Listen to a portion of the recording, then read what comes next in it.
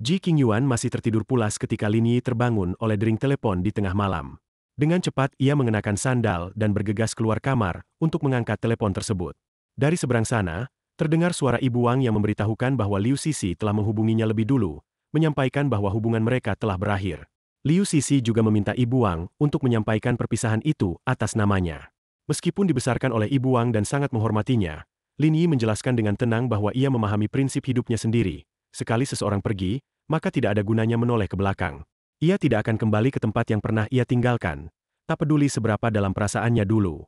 Namun, bagi Ibu Wang, Lin Yi hanya sedang keras kepala. Ia mencoba menghiburnya dan bahkan menyarankan untuk menjodohkannya dengan putri sahabat lamanya. Ia berharap Lin Yi bisa bertemu gadis itu keesokan paginya, dan meskipun Lin Yi berusaha mengulur waktu dengan alasan akan datang beberapa hari lagi, Ibu Wang tetap bersikeras. Ia menyebutkan tempat dan waktu pertemuan secara tegas, Chong Yu Tea House, pukul 9 pagi, dan menyebutkan nama gadis itu, Song Wenhui.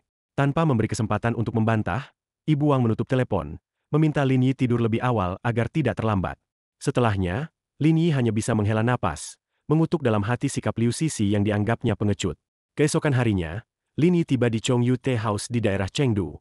Setelah menanyakan keberadaan Song Wenhui pada pelayan, ia diarahkan ke lantai 3, sesuai dengan arahan yang telah diberikan oleh Nona Song. Setelah ia sampai di sana, beberapa orang telah menunggunya. Seorang wanita berdiri memperkenalkan diri sebagai ibu dari Wenhui, disertai putranya dan dua wanita lain yang ternyata adalah bibi dari pihak keluarga Wenhui. Dengan penampilan yang rapi dan sopan, Lin Yi menyapa mereka. Ibu Wenhui segera menyampaikan keingintahuan tentang pekerjaan Lin Yi, terutama setelah mendengar dari panti asuhan bahwa Lin Yi bekerja di perusahaan properti. Ia berharap bisa mendapatkan potongan harga jika membeli rumah darinya. Namun Lin Yi menjelaskan bahwa dirinya sudah tidak lagi bekerja di sana karena telah dipecat. Pertanyaan berikutnya datang dari salah satu bibi, yang penasaran apakah kini ia sedang menganggur. Lin Yi menjawab dengan tenang, menyebutkan bahwa dirinya kini bekerja sebagai pengemudi online, cukup untuk menutupi biaya hidup sehari-hari. Mendengar hal itu, raut wajah Ibu Wenhui langsung berubah. Ia membisikkan sesuatu pada putrinya, mempertanyakan niat Lin Yi. Wenhui hanya membalas lirih, mencoba menenangkan ibunya, mengatakan bahwa meskipun pekerjaannya tidak mewah, Lin Yi cukup tampan. Ia juga menambahkan bahwa panti asuhan akan direlokasi, sehingga mereka harus mempertimbangkan hal itu dengan bijak. Tak lama kemudian, Ibu Wenhui mulai menyampaikan harapan keluarga mereka. Ia menyebut bahwa putrinya bekerja di bank dan memiliki kondisi yang baik, jadi mereka berharap Lin Yi bisa membeli sebuah rumah di Zhonghai secara tunai. Tak perlu terlalu besar, yang penting lebih dari 100 meter persegi. Lin Yi hanya bisa diam, memikirkan permintaan tersebut yang terasa berlebihan. Wenhui, sambil menyisir rambut ke belakang telinga, menambahkan bahwa jika Lin Yi benar-benar menyukainya, hal itu semestinya bukan masalah besar. Lin Yi tetap mempertahankan ketenangannya, lalu bertanya apakah ada syarat lain. Hui Zan, salah satu bibi, menjelaskan bahwa keluarga mereka bukan keluarga yang menuntut banyak. Mahar pernikahan yang mereka minta hanya 888.000 yuan, angka yang dianggap membawa keberuntungan. Lin Yi nyaris tersedak tehnya. Ia menganggap jumlah itu luar biasa besar. Namun bagi keluarga Wenhui, angka tersebut justru terbilang wajar, apalagi jika dibandingkan dengan pernikahan sahabat Wenhui yang mencapai lebih dari 1,5 juta yuan. Tak bisa menahan diri, Lin Yi mempertanyakan apakah mereka menganggap pernikahan sebagai transaksi jual-beli. Hal itu membuat Ibu Wenhui naik pitam. Namun Lin Yi tetap tenang dan meminta agar pembicaraan dilanjutkan dengan kepala dingin. Ia ingin tahu apakah masih ada persyaratan lain. Kali ini, saudara laki-laki Wenhui ikut angkat suara.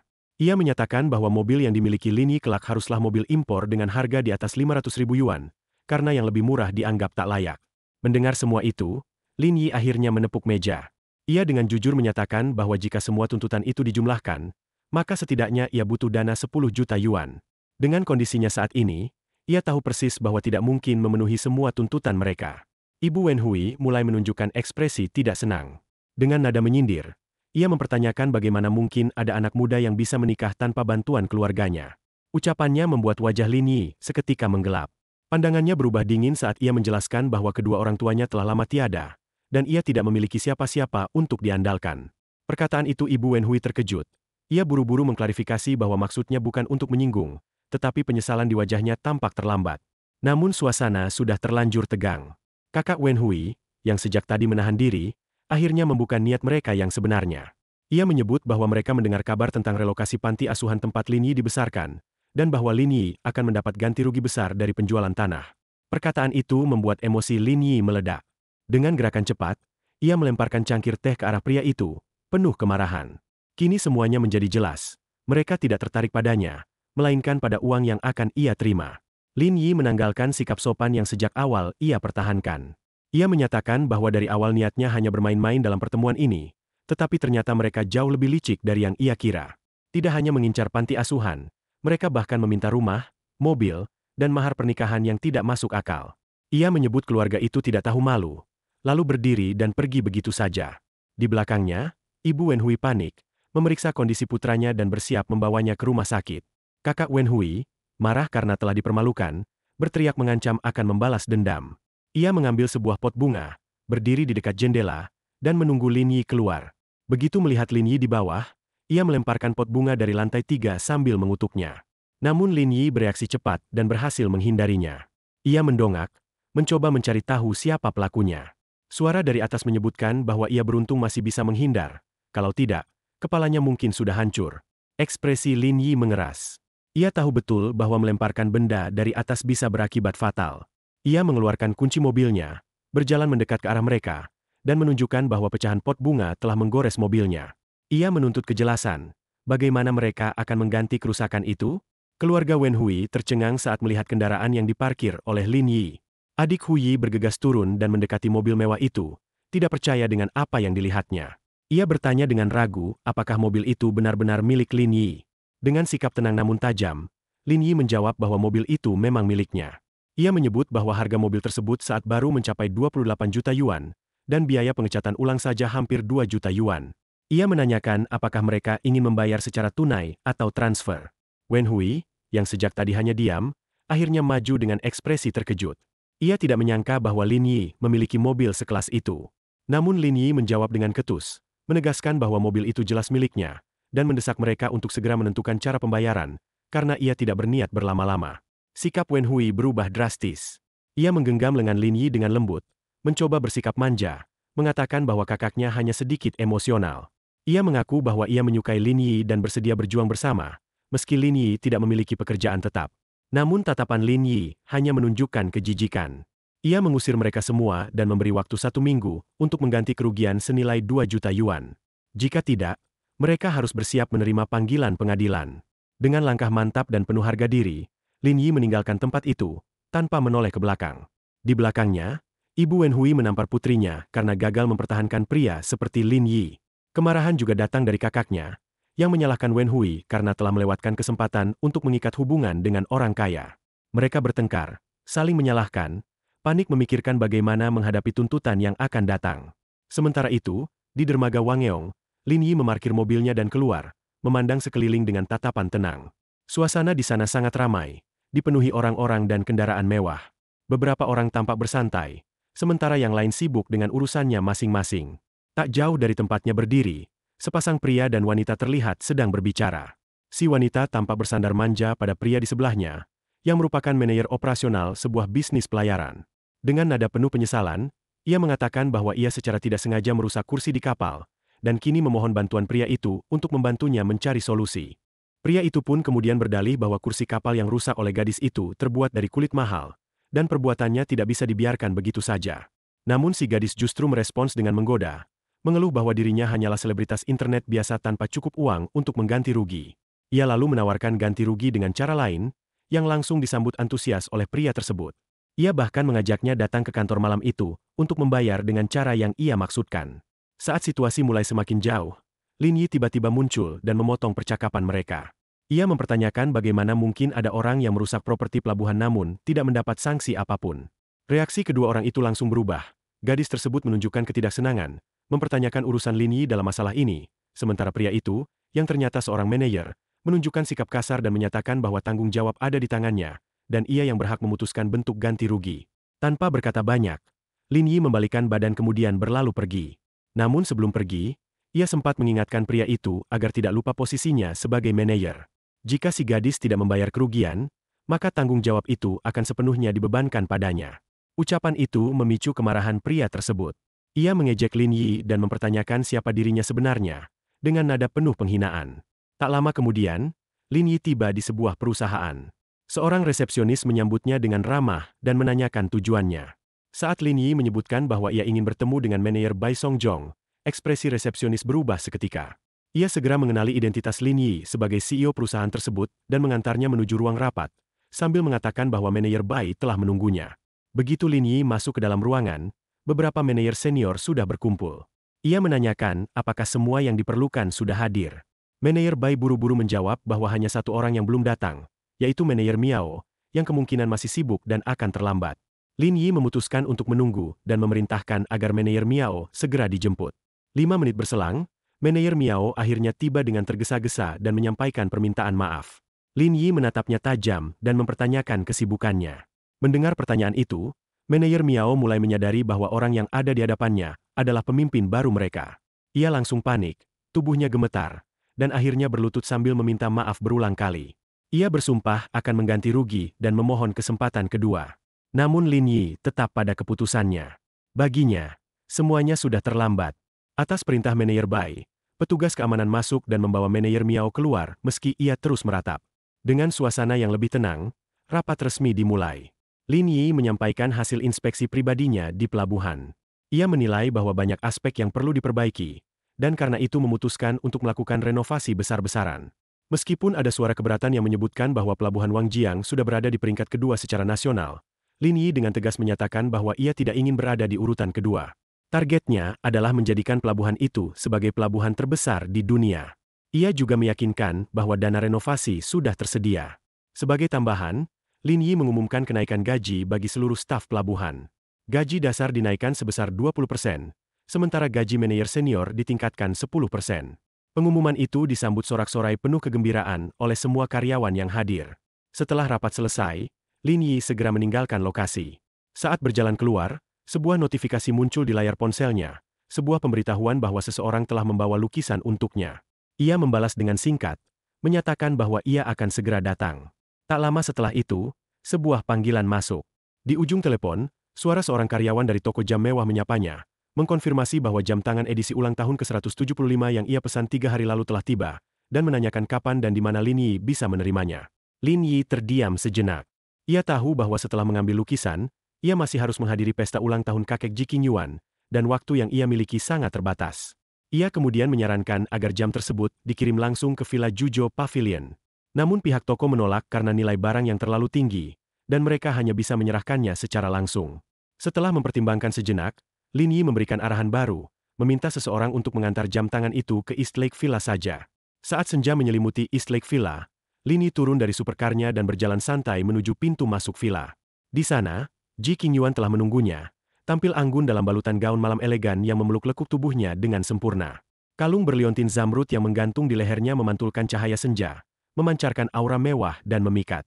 Dengan sedikit rasa malu, Ji Qingyuan merapikan mantelnya dan meminta Lin Yi untuk tidak menatap terlalu lama.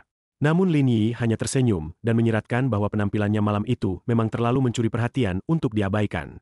Keduanya masuk ke pesta bersama, melewati kerumunan tamu yang terkejut melihat pria asing tampan di sisi Ji Qingyuan. Banyak yang mulai berbisik, bertanya-tanya siapa pria itu dan mengagumi penampilan mereka yang serasi.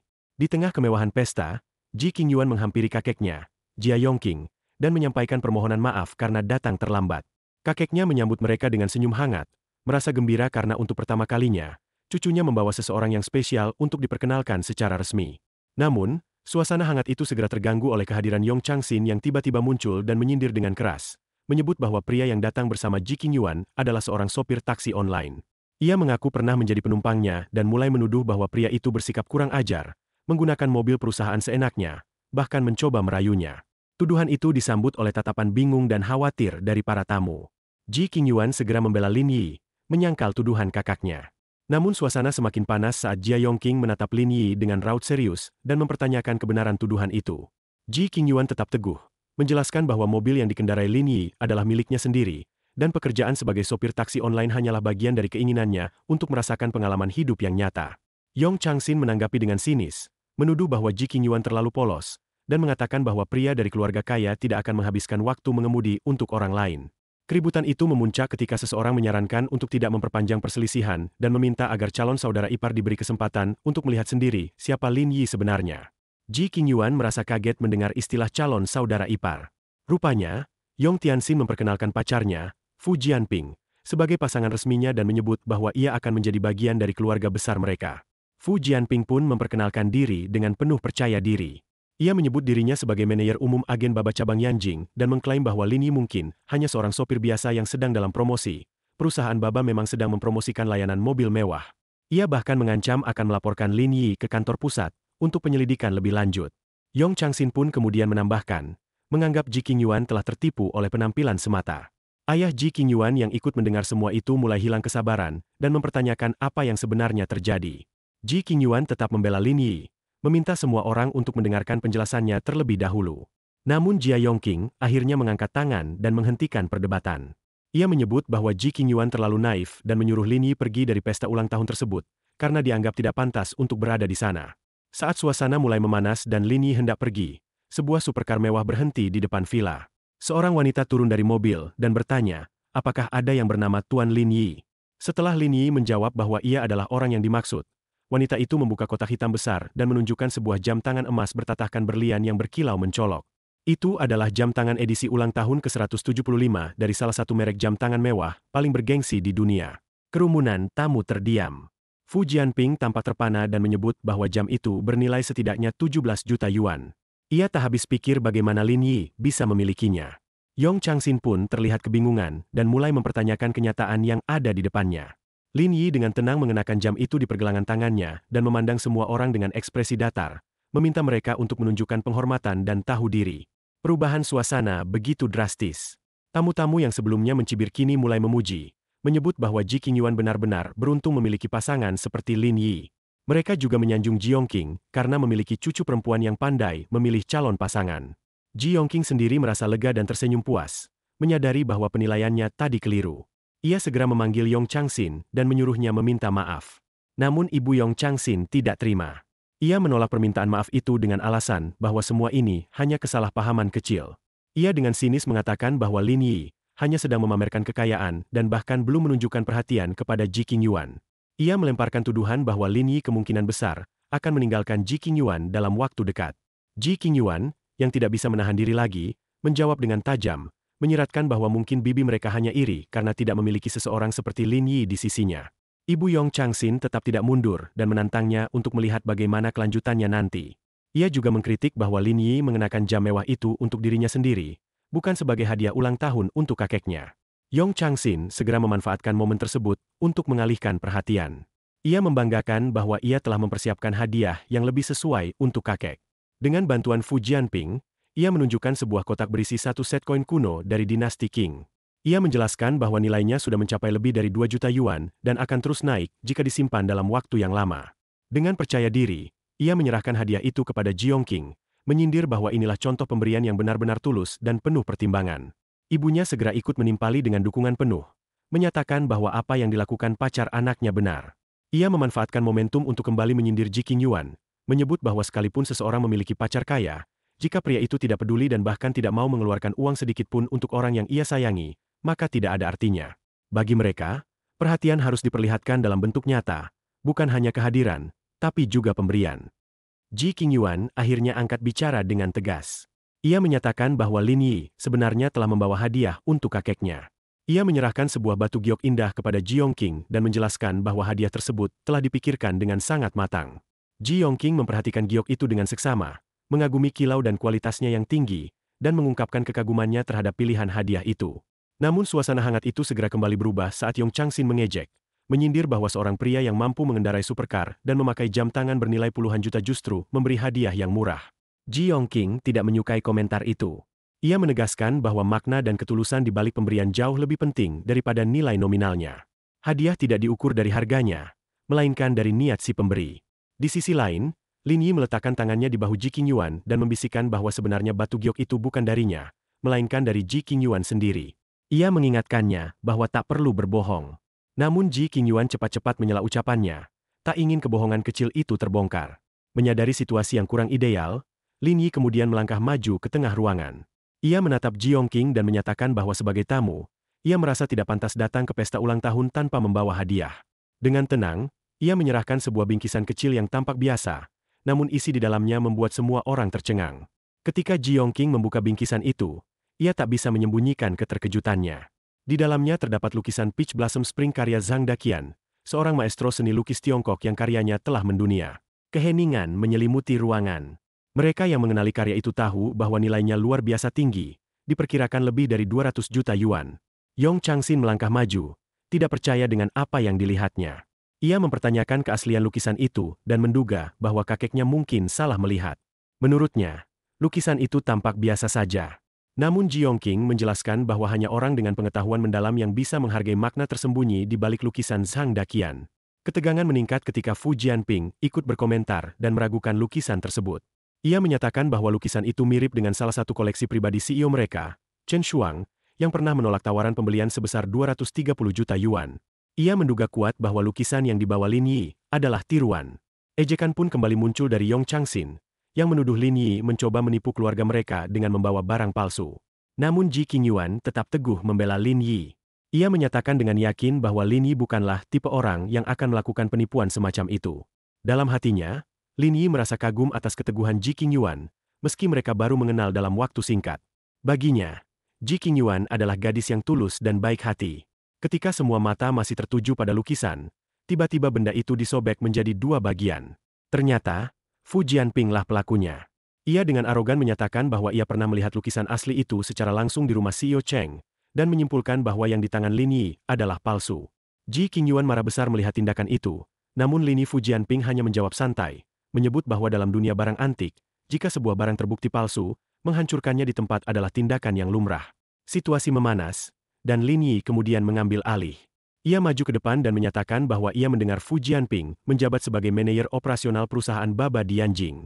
Tanpa basa-basi, Lin Yi langsung mengumumkan bahwa jabatan itu dicabut darinya. Tawa mengejek keluar dari mulut Fu Jianping. Ia menuding Lin Yi tidak waras, mempertanyakan wewenangnya untuk mencabut jabatan orang lain. Dengan santai dan penuh keyakinan, Lin Yi menyentuh dagunya dan menjelaskan bahwa ia memiliki 20% saham di perusahaan tersebut. Dengan kepemilikan sebesar itu, ia menegaskan bahwa ia sangat memenuhi syarat untuk mencabut kualifikasi jabatan Fu Jianping. Namun bukannya gentar, Fu Jianping semakin meremehkan. Ia menganggap Lin Yi hanya mengoceh tanpa dasar dan menyebut semua itu sebagai omong kosong. Melihat keadaan yang semakin panas dan ucapan Lin Yi yang terdengar sangat berani, Ji Qingyuan mulai merasa cemas. Ia melangkah mendekat, mencoba menenangkan situasi. Kemudian berkata kepada Lin Yi, menurutnya ini bukan saat yang tepat untuk bersikap impulsif atau membuat gertakan yang bisa mempermalukan mereka berdua. Namun Lin Yi tetap tenang dan menyatakan bahwa jika benar ia memiliki 20% saham, maka malam itu semua orang akan melihat betapa sempitnya pandangan dunia mereka terhadapnya. Ji Qingyuan hanya bisa tersenyum malu, berpikir bahwa Lin Yi masih sempat bercanda dalam situasi seperti itu. Lin Yi kemudian memberikan jalan keluar. Ia menyarankan Fu Jianping menelepon langsung CEO Cheng Shuang untuk memastikan kebenarannya. Ia bahkan menyarankan agar panggilan dilakukan melalui speaker, agar semua orang bisa mendengarnya. Dengan percaya diri dan keyakinan akan membuktikan bahwa Lin Yi hanya mengada-ada, Fu Jianping menghubungi CEO Cheng. Ketika panggilan tersambung, ia segera memperkenalkan dirinya dan bertanya apakah Cheng Shuang mengenal Lin Yi. Suara tenang dari ujung telepon menjawab dengan tegas. CEO Cheng mengakui mengenal Lin Yi, bahkan menyebutnya sebagai CEO Lin yang harus diperlakukan dengan penuh hormat. Ia menjelaskan bahwa Lin Yi memiliki 21% saham perusahaan mereka, lebih dari klaim Fu Jianping, dan menambahkan bahwa ia sendiri yang memberikan lukisan Zhang Daqian kepada Lin Yi. Sebagai balasan, Lin Yi bahkan mentransfer kembali 1% saham sebagai bentuk penghargaan, menunjukkan bahwa Lin Yi bukan hanya kaya, tapi juga bermoral tinggi. Begitu mendengar penjelasan itu, wajah Fu Jianping pucat pasi. Ia gemetar, ponselnya terlepas dari tangannya dan jatuh ke lantai. Dengan tubuh lunglai, ia berlutut di tengah ruangan, tidak sanggup lagi menyangkal kenyataan yang baru saja terungkap. Setelah pengakuan mengejutkan dari CEO Cheng, suasana pesta ulang tahun berubah total. Lin Yi, dengan wibawa sebagai pemegang saham terbesar kedua di perusahaan Baba, menegaskan kembali keputusannya untuk mencabut jabatan manajer Fu Jianping. Keputusan itu sontak memicu reaksi dari Yong Changxin, yang merasa suasana pesta tidak layak untuk pertengkaran seperti itu. Ia mencoba membujuk Lin Yi untuk sedikit menahan diri, mengingat ini adalah ulang tahun kakeknya. Ia juga mencoba bermain emosi, mempertanyakan apakah Lin Yi tidak memiliki sedikit belas kasihan sebagai pacar Ji Qingyuan. Namun, Lin Yi menanggapi dengan dingin. Ia menyatakan bahwa ia akan menuruti permintaan Qingyuan apapun juga, tetapi bukan permintaan dari orang-orang seperti mereka. Sementara itu, Ji Yongqing masih duduk sambil memandangi lukisan Peach Blossom Spring yang telah rusak. Hatinya dipenuhi rasa penyesalan. Melihat itu, Lin Yi kembali menegaskan kerugiannya, bertanya siapa yang akan mengganti lukisan bernilai lebih dari 200 juta yuan tersebut. Fu Jianping, kini telah kehilangan segala wibawanya, berlutut sambil memohon belas kasihan. Ia mengaku tidak sengaja dan meminta kesempatan kedua. Namun Lin Yi tetap dingin, mendorongnya ke samping, dan menyatakan bahwa jika permintaan maaf bisa menyelesaikan segalanya, maka keberadaan polisi tidak lagi diperlukan. Dengan rasa putus asa, Fu Jianping beralih memohon kepada pacarnya untuk membantunya. Ia berharap setidaknya pacarnya itu bersedia menolong. Namun, jawaban yang ia dapat justru lebih menusuk. Dengan marah, pacarnya tanpa ragu menolak permintaan tersebut. Ia menyuruh Fu Jianping pergi, bahkan memutuskan hubungan mereka sepihak, menyatakan bahwa ia tidak akan membayar 1 sen pun atas kesalahan itu. Fu Jianping yang terguncang tetap memohon. Ia menggenggam kaki pacarnya, mengingatkannya pada semua kebaikan dan perhatian yang pernah ia berikan. Tapi sikap Chang Xin tetap sama. Ia mencibir dan menyuruhnya melepaskan karena merasa jijik dan takut bajunya kotor. Lin Yi yang menyaksikan semua itu hanya menggelengkan kepala. Ia mengatakan bahwa jika Fu Jianping memang seorang pria, maka seharusnya berdiri tegak dan tidak memohon pada wanita yang tidak pantas untuknya. Ucapannya memicu kemarahan Yong Chang Xin, namun Lin Yi tak bergeming. Ia kemudian meminta ayah Ji Qingyuan untuk mengumpulkan seluruh anggota keluarga inti, karena ada hal penting yang ingin ia sampaikan secara pribadi. Permintaan itu disetujui, dan tak lama kemudian, keluarga mereka pun berkumpul dalam ruangan tertutup. Di tengah keheningan, Lin Yi membuka pembicaraan. Ia menyatakan bahwa yang akan dibahas berkaitan dengan Yong Chang Xin. Yong Chang Xin, yang mulai merasa gelisah, menyuruh Lin Yi untuk tidak bertele-tele. Dengan nada tenang, Lin Yi menanyakan apakah benar bahwa semalam Yong Chang Xin setelah menaiki mobilnya, ia masuk ke peninsula Grand Hotel. Tanpa merasa bersalah, Chang Xin mengakui hal itu, menyebutkan bahwa ia hanya bermain kartu dengan beberapa teman. Namun Lin Yi membantah keras pernyataan tersebut. Ia mengungkap bahwa selain bermain kartu, Yong Chang Xin juga membawa berbagai benda mencurigakan dan terlibat dengan 2 pria asing.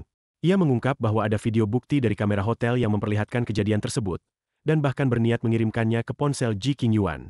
Setelah mereka melihat video tersebut, keluarga Ji terdiam, lalu meledak dalam kemarahan. Ji Yongqing menggigil karena marah, menyebut perilaku cucunya sangat memalukan. Ia tak percaya bahwa keluarga mereka memiliki anggota seburuk itu. Yong Chang Xin berlutut sambil menangis, memohon agar kakeknya percaya padanya. Ia berdalih bahwa pertemuan dengan 2 pria asing itu berkaitan dengan urusan bisnis. Namun amarah sang kakek sudah tak terbendung. Ia menampar cucunya dan menyebut bahwa perkataan itu tidak masuk akal. Tadi bilang main kartu, sekarang bilang urusan bisnis. Apakah ia pikir kakeknya sudah pikun?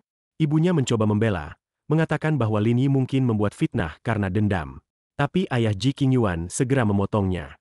Ia menunjuk ke arah video yang diperlihatkan Lin Yi, dan menyatakan bahwa buktinya jelas. Jika video itu tersebar, maka nama baik keluarga mereka akan hancur. Di tengah keributan itu, Lin Yi memutuskan untuk pamit. Ia mengatakan bahwa ia tidak enak mencampuri urusan internal keluarga mereka. Ji Qingyuan mengantarnya keluar, mengucapkan terima kasih atas hadiah-hadiah berharganya, dan menyesal karena hadiah itu akhirnya tidak sampai ke tangan kakeknya. Lin Yi hanya tersenyum tipis dan berkata bahwa ia mengaku menyesal tidak bisa menyerahkan hadiah itu langsung kepada kakek Ji Qingyuan. Namun, ia menambahkan bahwa ia akan terus berusaha, menempatkan lebih banyak pesanan di masa depan sebagai bentuk pengganti. Ia tidak bisa membiarkan siapapun menggertak Ji Qingyuan. Melihat Lin Yi pergi, Ji Qingyuan hanya bisa menatap mobilnya yang menghilang di kejauhan.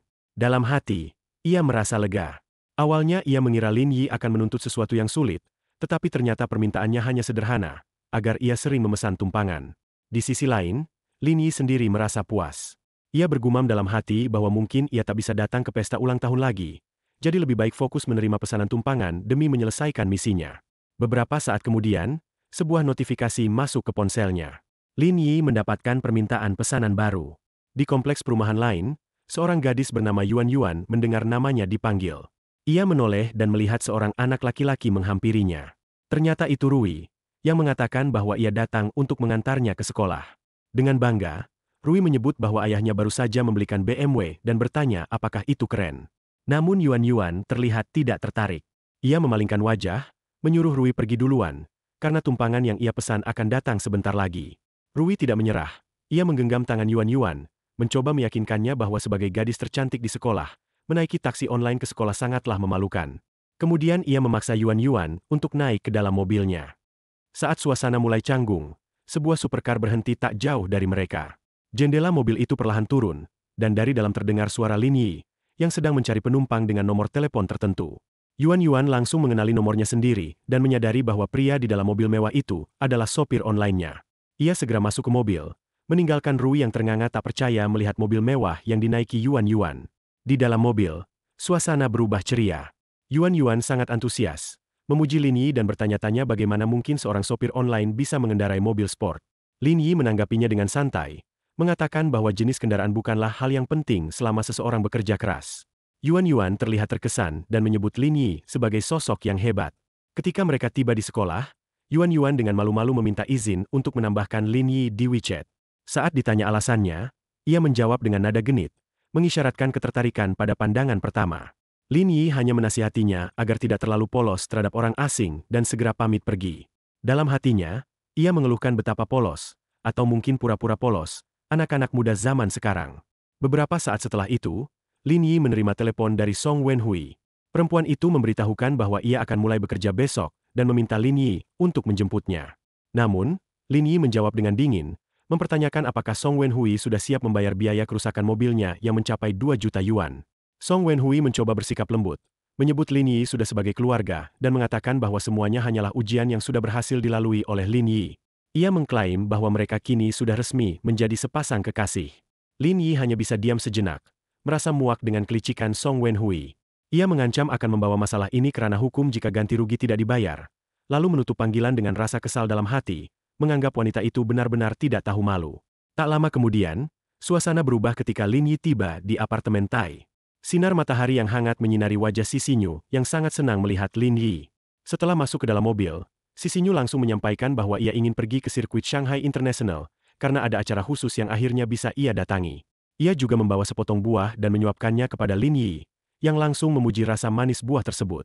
Si Xinyu terlihat sangat bahagia. Setibanya di arena balap, Lin Yi mengatakan bahwa ia ingin ikut melihat-lihat dan masuk bersama Si Xinyu. Di dalam sirkuit, keduanya menemukan dua orang yang sedang berselisih sengit. Si Xinyu merasa familiar dan memberitahu Lin Yi bahwa mereka adalah streamer terkenal, Ren Zixuan dan San Rui. Karena penasaran, ia memutuskan untuk mendekat. Ketika Si Xinyu menanyakan apa yang sedang terjadi, San Rui menjelaskan bahwa Ren Zixuan mencoba mengusir mereka dari lokasi. Ren Zixuan membela diri dengan mengatakan bahwa pihak pengelola hanya memberi izin pada satu streamer untuk melakukan siaran langsung. Si Xinyu berusaha menengahi dan menyarankan agar semua pihak bisa berbagi ruang di sirkuit yang begitu besar. Namun, situasi semakin memanas. San Rui menuduh Ren Zixuan memanfaatkan hubungan dengan Tuan Muda Qin untuk menyingkirkan pesaing. Ren Zixuan tidak menyangkal dan dengan sombong menyatakan bahwa dirinya adalah seekor phoenix yang tidak pantas disandingkan dengan ayam-ayam seperti mereka. Ia dengan sinis mempertanyakan siapa sebenarnya San Rui, mempertegas kesenjangan status di antara mereka. Tanpa menunggu balasan, Ren Zixuan melangkah angkuh, memamerkan kartu akses eksklusif di tangannya. Ia menyatakan bahwa tempat itu akan ia gunakan sendiri secara pribadi, dan menyuruh siapapun yang tidak berkepentingan untuk segera pergi.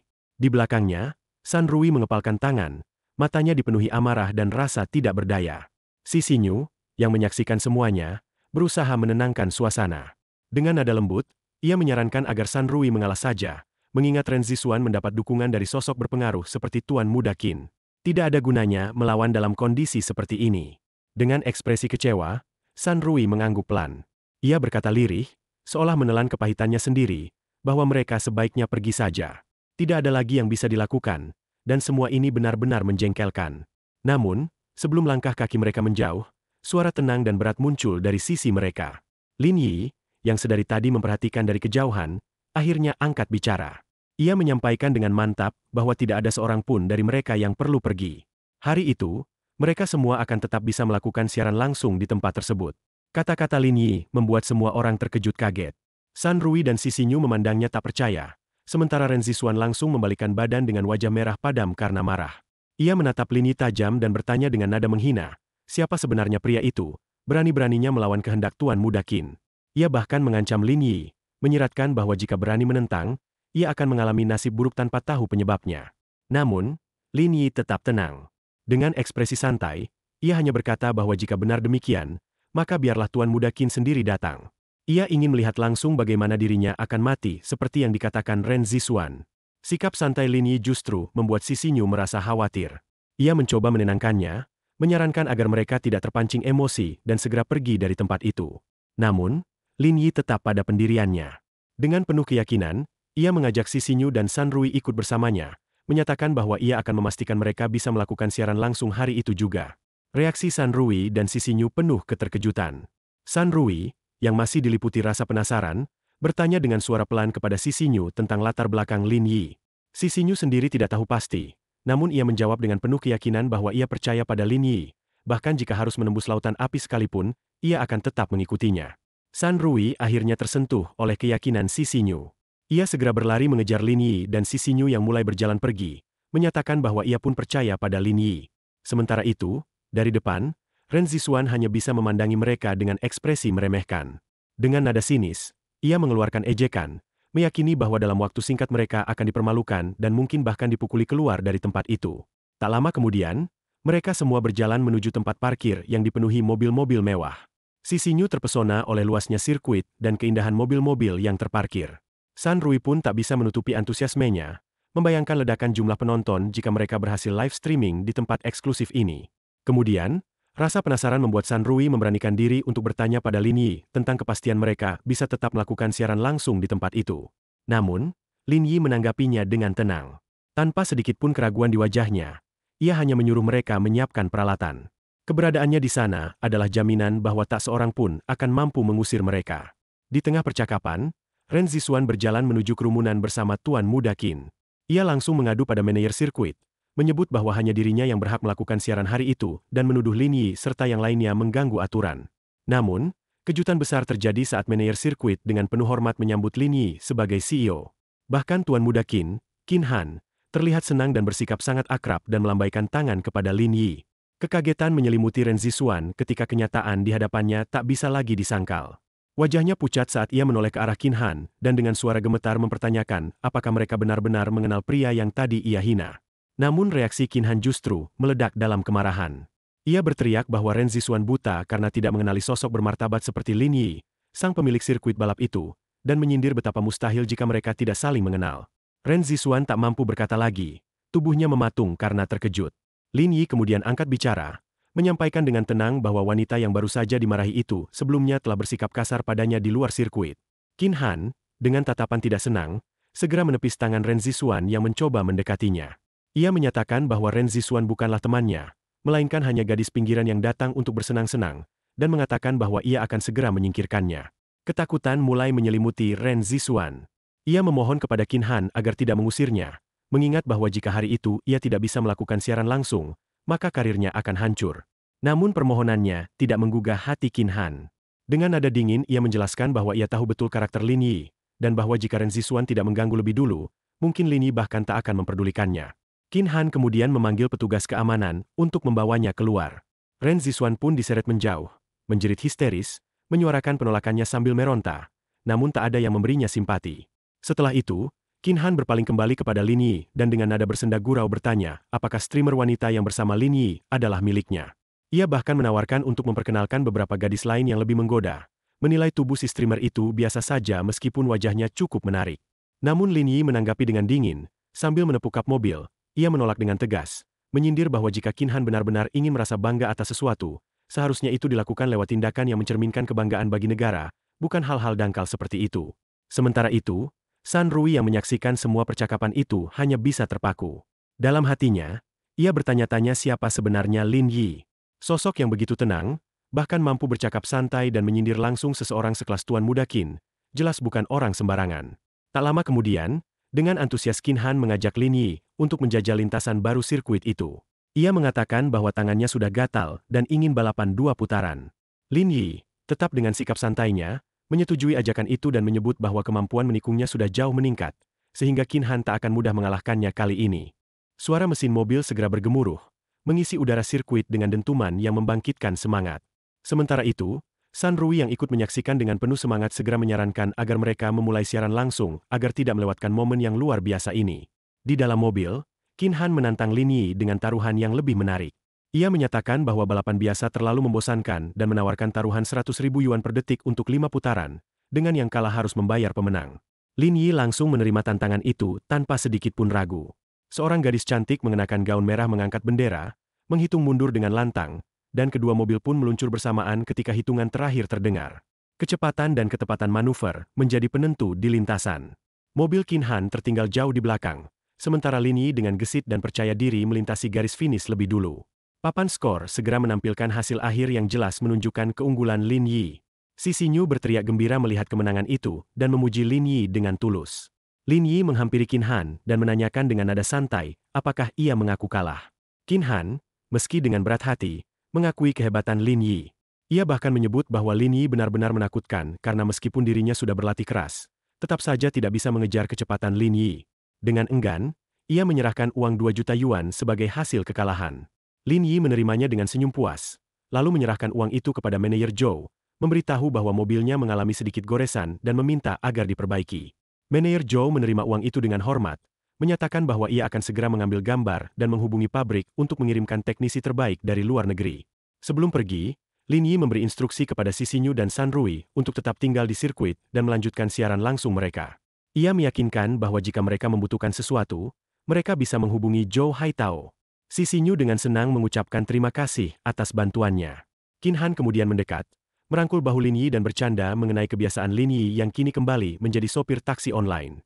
Ia mengajak Lin Yi untuk bermain lagi. Lin Yi, tetap tenang, menjelaskan bahwa menjadi sopir hanyalah hobinya. Kemudian dia berkata akan bersenang-senang dan mengajak Qin Han untuk ikut. Qin Han menolak ikut pulang bersamanya, beralasan bahwa para gadis pasti akan mengeluh karena cuaca panas jika masuk ke dalam mobilnya. Ia meminta Lin Yi untuk pulang lebih dulu. Sebelum pergi, Lin Yi meninggalkan kalimat tajam, menyatakan bahwa gadis-gadis itu hanya tertarik pada kekayaan Qin Han, dan menganggapnya sebagai orang kaya yang bodoh. Setelah itu, Lin Yi melihat layar ponselnya. Sebuah notifikasi muncul, menampilkan informasi tentang misi yang sedang ia jalani.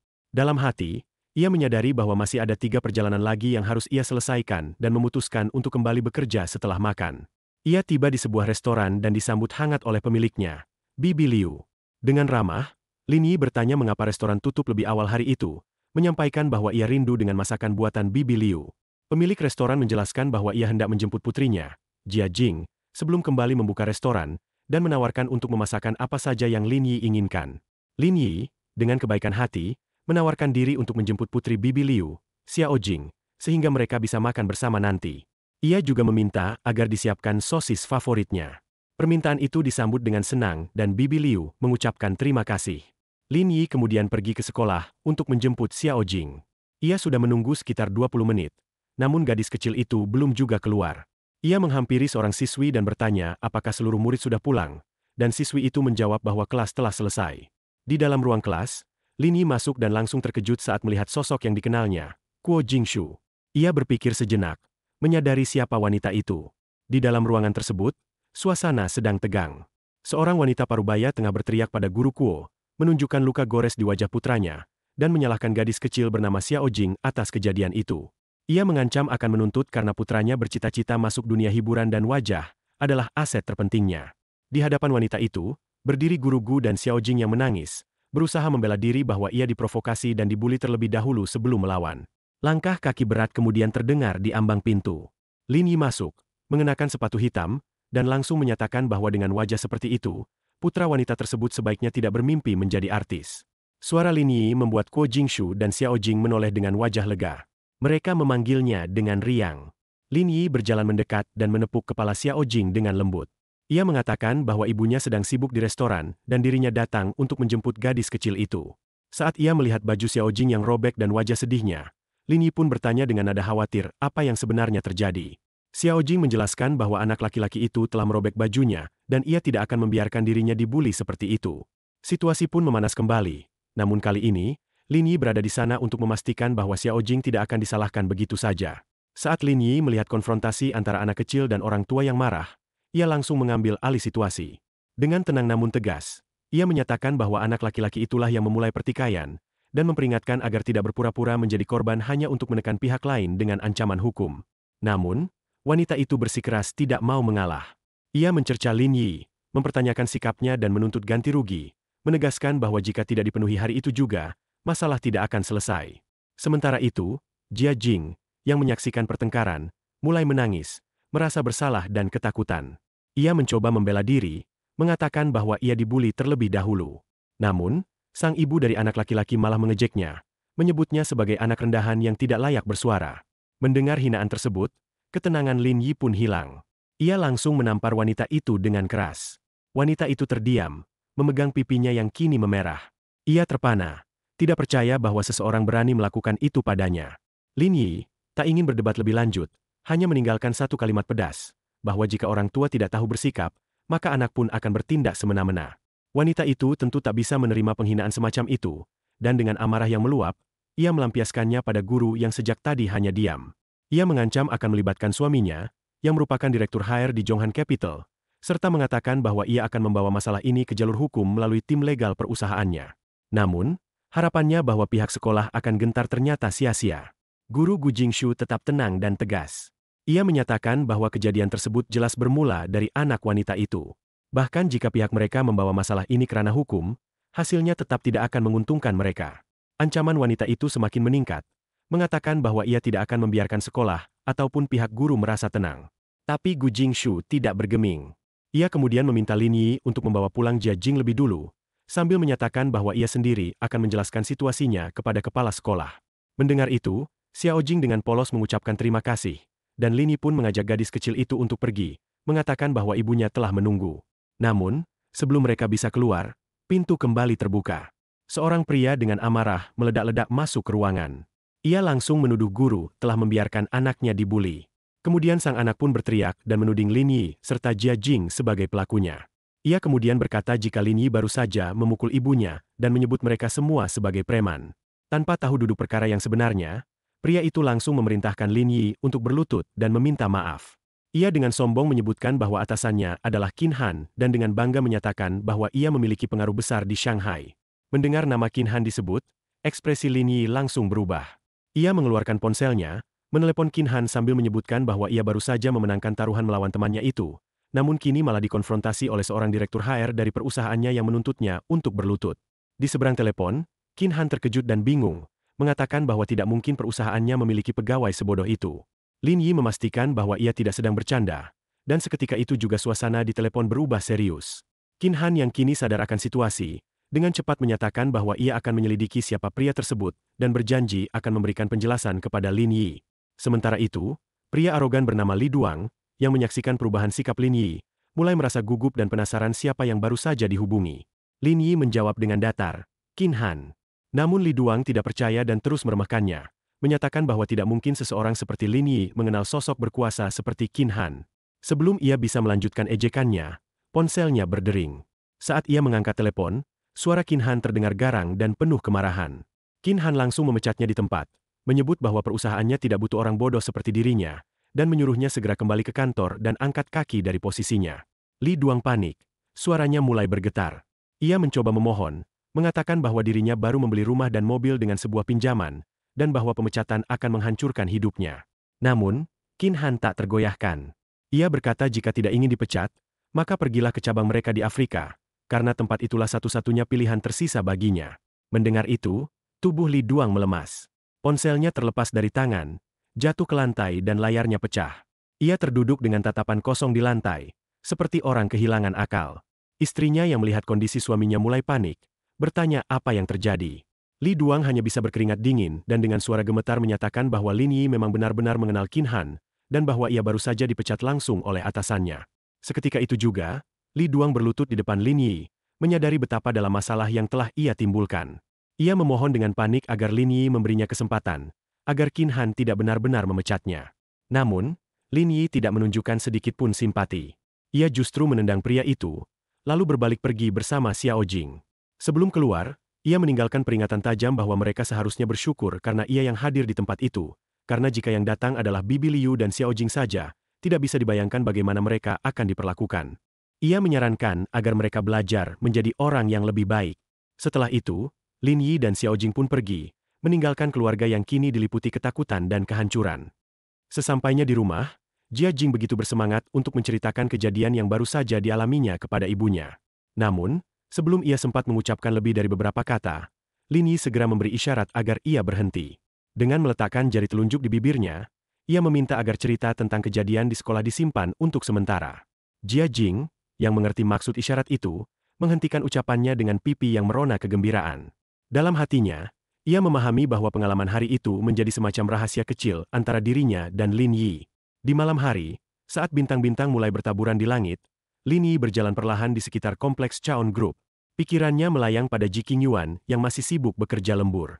Ketika langkahnya terhenti di salah satu sudut gedung, pandangannya tertuju pada sebuah ruangan yang masih menyala. Rasa penasaran membawanya membuka pintu itu, dan ia sedikit terkejut dengan apa yang dilihatnya. Ia sempat mengira bahwa Ji Qingyuan sedang serius bekerja demi perusahaan, namun ternyata gadis itu justru sedang bersantai sambil menikmati biskuit di dalam ruangannya yang sepi. Pemandangan itu membuat Lin Yi tersenyum nakal, dan muncul ide untuk mengerjainya. Dengan sembunyi di balik sudut, ia menggunakan kakinya untuk menggerakkan kursi, menciptakan suara aneh yang menggema di ruangan. Suara itu cukup untuk membuat Ji Qingyuan terkejut. Sendirian di kantor dan mendengar suara tak dikenal, Ji Qingyuan langsung dilanda kepanikan. Ia bangkit dan membuka pintu, mencari-cari asal suara sambil memanggil agar siapapun yang bercanda segera berhenti. Lin Yi, yang masih bersembunyi, menyaksikan semuanya sambil tertawa dalam hati karena leluconnya berhasil. Namun, reaksi Ji Qingyuan ternyata lebih dari yang ia duga. Wajah gadis itu pucat, hampir menangis karena ketakutan. Ia segera kembali ke ruangan, menutup pintu rapat-rapat, lalu mengambil ponselnya dan menelepon Lin Yi, meminta agar pria itu segera datang menjemputnya. Lin Yi, yang masih di luar dan melihat semuanya, sempat berpura-pura sibuk, namun akhirnya tak tega melihat Ji Qingyuan benar-benar ketakutan. Ia pun berjanji akan segera datang. Belum sempat panggilan telepon berakhir, suara ketukan terdengar di pintu ruangan. Ji Qingyuan, yang masih diliputi ketegangan, kembali merasa panik. Ia berseru, memperingatkan bahwa pacarnya akan segera datang, berharap orang yang di luar pergi. Namun, suara yang terdengar justru sangat familiar, dan ketika pintu terbuka, sosok Lin Yi benar-benar muncul di hadapannya. Rasa takut Ji Qingyuan langsung menghilang, digantikan oleh rasa lega yang dalam. Ia langsung memeluk Lin Yi erat, menjelaskan ketakutannya dan mengira ada orang jahat masuk kantor. Namun ketika ia sadar bahwa Lin Yi bisa datang begitu cepat, rasa penasaran muncul. Saat tahu bahwa Lin Yi sebenarnya sudah ada di luar sejak awal dan sengaja mengerjainya, Ji Qingyuan merespons dengan manja, memukul-mukul lengannya dengan gemas. Lin Yi kemudian menjelaskan bahwa ia hanya ingin mengingatkan bahwa bekerja terlalu larut malam bisa berbahaya, dan sebaiknya Ji Qingyuan tidak terlalu memaksakan diri. Ucapan itu terdengar lembut dan penuh perhatian, membuat hati Ji Qingyuan meleleh. Wajahnya memerah karena tersentuh, dan ia meminta agar kejadian itu tidak diulangi lagi. Perhatiannya kemudian tertuju pada sesuatu yang dibawa Lin Yi. Dengan rasa penasaran, ia menanyakan isi bungkusan yang dipegang pria itu. Lin Yi menjawab dengan santai bahwa itu adalah nasi goreng terenak di dunia, meski hanya berasal dari warung sederhana, dan ia membawakannya untuk Ji Qingyuan. Mereka pun duduk di meja dan membuka bungkusan makanan tersebut. Aroma harum dari nasi goreng langsung menyeruak, membuat Ji Qingyuan memuji wanginya dan segera ingin mencicipi. Saat mencium aromanya lebih dekat, ia langsung mengenali bahwa itu adalah nasi goreng buatan Bibi Liu, yang menurutnya memiliki rasa terbaik meski tidak berasal dari restoran mewah. Lin Yi tersenyum mendengar pujian itu dan memintanya untuk segera memakan selagi hangat. Namun, Ji Qingyuan menunjukkan sisi usilnya. Ia menyatakan bahwa karena Lin Yi sudah membuatnya ketakutan, maka sebagai hukuman, Lin Yi harus menyuapinya makan. Lin Yi tidak keberatan sama sekali. Ia dengan sabar dan penuh kasih menyuapi Ji Qingyuan. Tak lama, gadis itu meminta tambahan potongan sosis, dan Lin Yi dengan lembut mengiyakan. Suasana di ruangan itu begitu hangat dan romantis. Di balik kesederhanaan makanan yang mereka nikmati, kebersamaan dan perhatian Lin Yi menjadi sajian paling berarti malam itu. Saat mereka sedang menikmati makanan sederhana namun hangat itu, Lin Yi melirik sebuah jam. Waktu sudah menunjukkan lewat pukul 9 malam. Ia memberitahu Ji Qingyuan bahwa malam semakin larut dan begitu makanannya habis, ia akan mengantarkannya pulang. Setiap perhatian kecil dari Lin Yi membuat hati Ji Qingyuan tersentuh dalam diam. Ia membandingkan perlakuan Lin Yi dengan pria-pria kaya yang pernah mendekatinya dulu. Mereka lebih suka menghabiskan malam di klub malam, sementara Lin Yi justru membelikannya makanan dan menjemputnya setelah lembur kerja.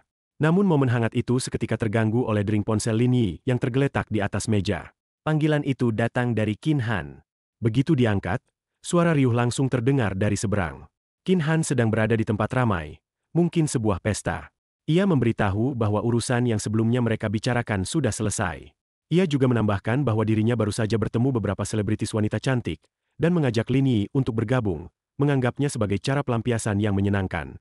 Lin Yi, yang mendengarnya di tengah ketenangan malam, hanya bisa menghela napas dan merasa terganggu oleh kebisingan. Meski godaan dari undangan itu besar, ia tetap memilih untuk menolak secara tegas. Baginya, tak ada satupun streamer yang bisa dibandingkan dengan wanita yang kini duduk di sebelahnya. Namun Qin Han masih belum menyerah. Ia menuduh Lin Yi sedang sombong, menantangnya untuk membuktikan. Ia berkata bahwa jika wanita di sebelah Lin Yi benar-benar lebih cantik dari para gadis yang sedang bersamanya, ia bersedia melakukan hal konyol sebagai taruhan. Tanpa berpikir panjang, Lin Yi pun menoleh ke Ji Qingyuan dan mengajaknya untuk berfoto bersama. Ji Qingyuan sempat bingung dengan ajakan mendadak itu. Ia bertanya-tanya mengapa mereka tiba-tiba harus bersuah foto. Lin Yi kemudian menjelaskan alasannya, bahwa seseorang sedang membanggakan para selebritis cantik, dan ia ingin memperlihatkan siapa sebenarnya wanita cantik yang sejati. Mendengar itu, Ji Qingyuan sedikit malu dan sempat bertanya apakah dirinya perlu berdandan dulu, atau apakah bajunya sudah cukup pantas. Namun Lin Yi justru memeluknya, menenangkan bahwa kecantikan alaminya saja sudah cukup untuk mengalahkan siapapun. Ia lalu memintanya untuk segera bersiap. Semakin dekat jarak di antara mereka, Ji Qingyuan mulai gugup. Ia mundur sedikit, merasa canggung karena tak pernah bersuah foto dengan seorang pria sebelumnya. Tak ingin menunggu lebih lama, Lin Yi langsung bertindak. Ia memeluk pinggang Ji Qingyuan dan mengangkat tubuh mungil gadis itu ke pangkuannya. Momen itu diabadikan dalam sebuah potret yang begitu alami dan penuh kehangatan. Lin Yi puas dengan hasilnya. Dalam pikirannya, aura Ji Qingyuan dalam foto itu begitu kuat dan anggun, bahkan selebritas pun tak bisa menandingi pesonanya. Begitu foto dikirim ke Qin Han, respons langsung datang. Di seberang sana, Qin Han terpana. Ia tidak menyangka bahwa Lin Yi benar-benar sedang bersama wanita secantik itu. Ia bertanya dengan penuh rasa tak percaya dari mana Lin Yi bisa menemukan seorang dewi seperti itu. Lin Yi hanya membalas dengan bangga, menyuruhnya bersiap live streaming untuk memenuhi taruhan. Ji Qingyuan, yang mengintip percakapan mereka dari sebelah, tertawa geli, menyadari betapa sombong dan lucunya Lin Yi saat menggoda teman-temannya. Tak lama kemudian, mereka pun bersiap untuk pulang. Sesampainya di tempat parkir, Lin Yi menawarkan untuk mengantarkan Ji Qingyuan pulang. Namun, Ji Qingyuan dengan sopan menolak, mengatakan bahwa ia ingin tetap mendukung Lin Yi dalam menjalani pengalamannya sebagai sopir. Lin Yi tidak menyerah begitu saja. Ia memegang dagunya dan berkata dengan nada menggoda, menyebutnya sebagai domba gemuk yang menawarkan diri, dan merasa akan rugi jika membiarkannya pergi begitu saja. Ji Qingyuan hanya bisa mendorong tangannya dengan ekspresi kesal dan bercanda, menyebut bahwa justru Lin Yi lah yang cocok disebut domba besar dan gemuk.